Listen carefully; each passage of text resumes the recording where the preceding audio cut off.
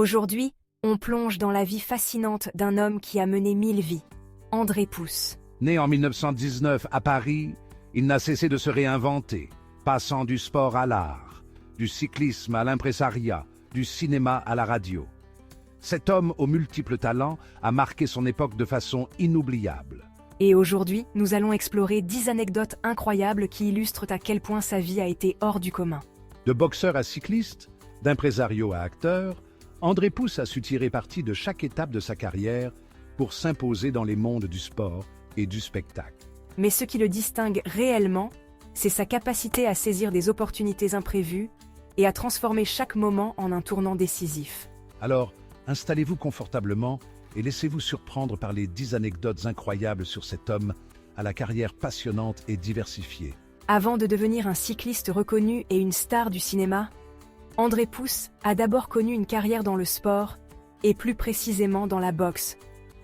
Dès son plus jeune âge, il s'illustre dans ce sport de combat, attiré par la discipline et l'adrénaline qu'il procure. Mais, bien que André Pousse soit un sportif dans l'âme, la boxe ne lui convient pas complètement. Il se lance dans cette discipline avec l'énergie de la jeunesse. Mais l'expérience sur le ring ne répond pas à ses attentes. C'est alors qu'un jour, après une compétition de boxe, un événement inattendu va changer sa trajectoire. Lors d'une sortie avec des amis, il participe à une course de vélo improvisée. Bien qu'il ne soit pas un cycliste aguerri, il gagne la course et surprend tout le monde par sa vitesse et son énergie. Cette victoire inespérée réveille en lui une passion qu'il n'avait pas encore découverte, et il décide alors de se consacrer au cyclisme. C'est ce jour-là que sa carrière de boxeur se termine et que commence l'histoire de l'un des cyclistes les plus prometteurs de l'époque. Ce changement de cap marque le début d'une vie remplie de défis et de réussites. En 1948, un jeune Alain Delon, qui n'était encore qu'un adolescent, était déjà un grand fan d'André Pousse. À l'époque, André Pousse est un cycliste réputé, dont les exploits sont suivis de près, notamment lors des célèbres courses de 6 jours au Vélodrome d'hiver. Alain Delon, qui n'a pas encore percé dans le monde du cinéma, est fasciné par ce cycliste d'exception et rêve de le rencontrer. La jeune star en devenir voit en André Pousse un modèle, un héros qu'il admire. Un jour, lors d'une de ces courses légendaires, Alain Delon a l'occasion d'approcher André Pousse. Il rivalise même avec d'autres jeunes pour obtenir l'honneur de porter le vélo d'André avant le début de la course. Une anecdote raconte que, malgré l'effervescence de l'événement, Alain Delon parvient à réaliser son rêve et tenir le vélo de son idole. Ce moment restera gravé dans la mémoire du jeune Alain Delon. Et bien plus tard, lorsqu'il deviendra lui-même une star du cinéma, il se souviendra de cette rencontre. C'est une histoire qui montre la puissance de l'admiration, de la transmission de l'esprit sportif et des liens invisibles qui se tissent entre les générations. Une des rencontres les plus marquantes d'André Pousse est celle avec Édith Piaf et Marcel Cerdan lors d'un voyage aux États-Unis. C'est dans cette période que le destin d'André Pousse va prendre une tournure particulière. Alors qu'il se trouve à New York, il a l'opportunité de croiser deux des plus grandes légendes françaises de l'époque, la chanteuse Édith Piaf, surnommée La Môme, et le boxeur Marcel Cerdan, champion du monde des poids moyens. L'instant devient encore plus significatif lorsqu'André Pousse, qui noue une relation amicale avec Marcel Cerdan, échappe de peu à un tragique accident. Il devait à l'origine prendre le même avion que le boxeur, mais pour des raisons imprévues, il ne monte pas à bord. Quelques heures plus tard, le vol se crache et Marcel Cerdan trouve la mort. Cet événement bouleversant marque à la fois la fin d'une époque pour André Pousse et le début d'une relation professionnelle avec Édith Piaf. Après la mort de Marcel Cerdan, André Pousse devient l'un des conseillers les plus proches d'Édith Piaf. Et cette collaboration lui permet de s'installer définitivement dans le monde du spectacle. Dans le domaine du spectacle, André Pousse s'impose aussi comme directeur artistique du Moulin Rouge, un des plus célèbres cabarets parisiens. Il prend les rênes du Moulin Rouge à une époque où le lieu cherche à se réinventer, après la Seconde Guerre mondiale. En tant que directeur artistique, André Pousse ne se contente pas de gérer les artistes et les programmes. Il innove, modernise et crée des spectacles inédits. Il comprend rapidement que pour attirer une clientèle cosmopolite et variée, il faut plus que des numéros classiques, il faut des spectacles qui fassent rêver et surprennent à chaque instant. Au cours de son mandat, il recrute des talents inédits, de la chanson française à la comédie musicale, et lance des artistes qui deviendront de véritables stars, comme Lynn Renaud et Charles Trenet. Son rôle dépasse celui d'un simple gestionnaire. Il devient une véritable figure de proue du cabaret, jouant un rôle clé dans la redéfinition du Moulin Rouge, comme un lieu de spectacle moderne et avant-gardiste. Sa capacité à fusionner tradition et modernité permet au Moulin Rouge de maintenir sa place dans le cœur des Parisiens et des touristes du monde entier. Avant de devenir l'une des figures les plus respectées du cinéma, André Pousse a fait une carrière d'imprésario hors pair. À une époque où l'industrie musicale est en plein essor, il devient l'un des agents les plus influents de Paris. Il va gérer la carrière de plusieurs grandes stars comme Joséphine Baker, Henri Salvador et même Johnny Hallyday, qu'il découvre lorsqu'il n'est encore qu'un jeune homme en pleine ascension. Avec son flair exceptionnel pour repérer les talents et son habileté à négocier des contrats lucratifs, André Pousse joue un rôle décisif dans la gestion de leur carrière. Par exemple, avec Joséphine Baker, il aide à organiser des spectacles où l'artiste peut briller sur scène, notamment en France et aux États-Unis. Pour Henri Salvador, il manage une grande partie de sa carrière, permettant au chanteur de s'imposer sur le devant de la scène.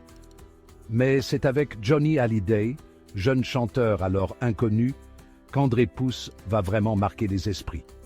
Il repère son potentiel et lui offre une opportunité que Johnny ne pourra jamais oublier. André est également un mentor pour ses artistes, les guidant à travers les défis professionnels et personnels. Sa carrière d'impresario est marquée par une intuition rare et une capacité à anticiper les tendances musicales de son époque. Dans les années 60, André Pousse fait preuve d'un flair remarquable pour saisir les tendances du moment. Après avoir brillamment dirigé le Moulin Rouge, il se lance dans un projet audacieux, la création de la Locomotive, une discothèque située à proximité du célèbre cabaret parisien. À l'époque, la scène musicale française se transforme, avec l'émergence de la musique yéyé et l'explosion de la pop et du rock. André Pousse, toujours en quête de nouveautés, voit une occasion en or d'ouvrir un lieu où la jeunesse parisienne pourrait se retrouver pour danser, écouter de la musique moderne et vivre une expérience unique. La Locomotive devient rapidement un lieu emblématique de la vie nocturne parisienne, où de nombreux artistes viennent faire des performances et où la crème de la scène musicale se produit. Mais ce n'est pas seulement une simple discothèque, la Locomotive se distingue par son atmosphère, sa décoration avant-gardiste et ses soirées mémorables. Le lieu est le reflet de la modernité de l'époque, et André Pousse y insuffle son propre esprit créatif, organisant des événements qui attirent une clientèle fidèle et enthousiaste. C'est un vrai centre névralgique de la culture parisienne de l'époque, où la musique et la danse occupent une place centrale. L'ouverture de la Locomotive témoigne de la capacité d'André Pousse à anticiper les modes et à saisir les nouvelles tendances du moment. Si André Pousse est surtout connu pour sa carrière dans le spectacle, il se fait également un nom au cinéma, et plus précisément dans le genre du film policier et des films d'action. En 1966, lors du tournage du film « Ne nous fâchons pas » de Georges Lautner, il se trouve face à Michel Audiard, le maître des dialogues. Michel Audiard, célèbre pour ses répliques piquantes et son sens de l'humour acerbe, lui demande de créer une réplique improvisée sur un pigeon. En quelques secondes, André Pousse, fidèle à son image d'homme naturel et spontané, lâche une réplique brillante et pleine d'esprit. Ce moment, qui aurait pu être banal, devient instantanément culte. L'intrigue de la scène était qu'André, dans le rôle d'un personnage en proie à des événements qui le dépassent, prend à cœur de s'emparer de cet oiseau comme une métaphore de sa situation. Le pigeon, souvent perçu comme un animal banal et inoffensif, devient dans les mains de Pousse une sorte d'emblème du comique de situation. La réplique, en elle-même, est un bel exemple du talent d'André Pousse pour improviser et s'approprier ces scènes avec aisance.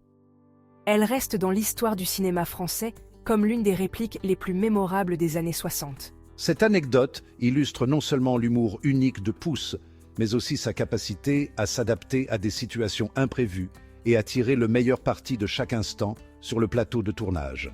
En plus de sa carrière dans le sport, la musique et le cinéma, André Pousse a également marqué le monde littéraire.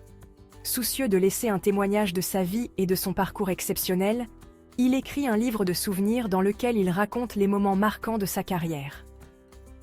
Ce livre, qui est une sorte de confession, regorge de détails et d'anecdotes fascinantes sur sa vie dans le cyclisme, ses rencontres avec des personnalités de l'époque et son expérience dans l'industrie du spectacle. Les souvenirs qu'il partage sont bien plus que de simples récits de carrière. Il nous plonge dans l'ambiance de l'époque, de l'après-guerre aux années 60, lorsque le monde du spectacle était en pleine effervescence. Il nous raconte ses années passées à gérer des artistes de légende, à organiser des concerts pour Joséphine Baker, à découvrir de jeunes talents comme Johnny Hallyday et à travailler en étroite collaboration avec des figures emblématiques de la musique et du cinéma. Chaque chapitre est une fenêtre ouverte sur une époque révolue, mais fascinante, une époque où André Pousse était à la fois témoin et acteur de l'histoire du spectacle français. Mais au-delà de son rôle d'homme d'affaires et d'impresario, Pousse révèle aussi son côté plus intime, ses doutes, ses ambitions, ses rêves. Le livre dévoile un André Pousse plus humain, qui livre ses réflexions sur le monde du divertissement, sur l'industrie musicale et sur la place des artistes dans la société de son époque. Ce livre devient rapidement une référence pour quiconque souhaite comprendre l'univers du spectacle français de la moitié du XXe siècle. André Pousse n'est pas seulement un homme d'affaires, un directeur artistique ou un impresario, il a également une carrière d'acteur bien remplie, avec plus de 50 films à son actif. Si sa carrière cinématographique débute un peu plus tard dans sa vie, vers la quarantaine, il connaît un succès immédiat. Il se fait connaître dans le cinéma français en incarnant des personnages parfois menaçants, mais toujours marquants. Son physique imposant, sa voix grave et son regard perçant lui permettent de se glisser aisément dans des rôles de gangsters ou d'hommes de caractère. Parmi ses films les plus célèbres, on retrouve Le Clan des Siciliens, un film policier où il incarne un personnage aux côtés de Jean Gabin et Alain Delon, ou Flick Story, un film où il joue un rôle clé dans un drame policier. Dans ces films, il montre une grande capacité à s'adapter aux différents rôles qu'on lui propose, toujours avec une présence forte à l'écran. Mais ce qui fait aussi le succès d'André Pousse, c'est son aisance naturelle à incarner des personnages plus complexes, parfois plus doux ou plus subtils. Malgré son côté un peu rustre ou dur à l'écran, il est reconnu pour sa capacité à apporter une certaine humanité à ses personnages, ce qui lui permet de jouer dans une grande variété de films, des thrillers aux comédies. Il devient une figure incontournable du cinéma français des années 60-70. Sa carrière cinématographique prouve qu'il était un véritable caméléon, capable de briller dans des rôles très différents. En plus de toutes ses carrières dans le cinéma, le cyclisme et le cabaret, André Pousse a aussi animé sa propre émission de radio, une facette moins connue de sa carrière. L'émission, diffusée sur une station parisienne, lui permettait de partager ses expériences et ses réflexions avec son public. Grâce à sa voix chaleureuse et à sa personnalité captivante, il réussit à créer une connexion avec ses auditeurs, qui étaient nombreux à l'écouter chaque semaine. Ce n'était pas simplement une émission de divertissement. André Pousse y invitait des artistes, des chanteurs, des acteurs et d'autres personnalités du monde du spectacle pour discuter de l'industrie, de l'actualité culturelle et de la vie à Paris. Il utilisait cet espace pour transmettre sa passion pour le spectacle et partager des anecdotes sur sa propre carrière, donnant ainsi aux auditeurs un aperçu privilégié des coulisses du monde du divertissement. L'émission de radio d'André Pousse est un autre exemple de sa polyvalence et de son désir constant de diversifier ses activités tout en restant fidèle à son amour pour le spectacle et la culture. André Pousse n'a jamais cessé de se réinventer.